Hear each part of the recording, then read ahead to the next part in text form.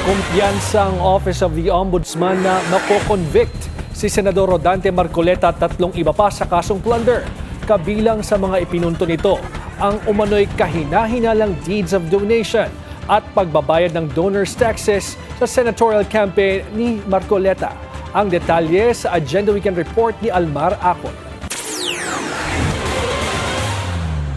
Inilatag ng Office of the Ombudsman ang mga hawak nilang mga ebidensya, kaya kumpiyansa silang makukonvict sa kasong plunder sina Senador Rodante Marcoleta at private respondents na sina dating Congressman Mike Defensor, Joseph Espiritu at Aristotol Viray. Sa 37 pahinang complaint ng Field Investigation Bureau ng Office of the Deputy Ombudsman for Luzon na inihain sa Sandigan Bayan, kabilang sa tinukoy ang deeds of donation na nakapagtatakang isinagawa sa iisang notary public sa opisina ng Senador na Marcoleta, Julian Reyes and Villis Law Offices sa Pasig City noong January 2025. Makikita niyang kaparehong format, contents, maliban lamang sa magkakaibang halaga na 30 million pesos mula kay dating anak kalusugan Representative Defensor, 25 million pesos kay Viray at 20 million pesos na donasyon mula kay Espiritu para sa senatorial bid ni Marcoleta, habang ang pagnotaryo sinagawa naman noong November 15, 2025.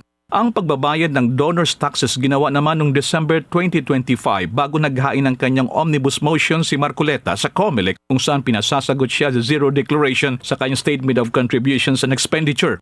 Ayon pa sa reklamo sa Anti-Graft Court, naging aktibo umano sa scheme si Marcoleta kung saan dito na inilutang ng ombudsman ang pag-iral umano ng conspiracy. Sa isyu naman ng elemento ng ill-gotten wealth ni Marcoleta, yan ang pagtanggap ng cash donations ng January 6, January 8 at January 9, 2025 ng kabuang 75 million pesos mula kina Defensor, Espiritu at Viray habang siya ay isa pang incumbent congressman. Hindi tinanggap ng ombudsman ang depensa ni Marcoleta at sinabi sa kanilang konklusyon na ang mga donor ay para umano makakuha ng impluensya, access, endorsement at koneksyon sa hinaharap. Sa pahayag naman ni Marcoleta na ang filing niya ng donors tax returns sa BIR ay nagpapakita na wala siyang itinatago. Binara ito ng ombudsman sa pagsasabing ginawa lamang ito ng senador matapos na ang pag-amin nito sa TV broadcast noong November 7, 2025. Kinalkal din ng ombudsman ang position paper ni Marcoleta sa COMELEC na magkaiba umano sa counter affidavit na inihain naman sa kanila. Bit pa ng ombudsman, ang pagtatago sa pagtanggap ng serye ng monetary gifts ay pagsasamantala umano ni Marcoleta sa kanyang posisyon kung saan malinaw nilang na-establisa ang crime of plunder at paglabag sa Presidential Decree No. 46. Para sa Agenda Weekend, Elmar Acol, Billionaire News Channel.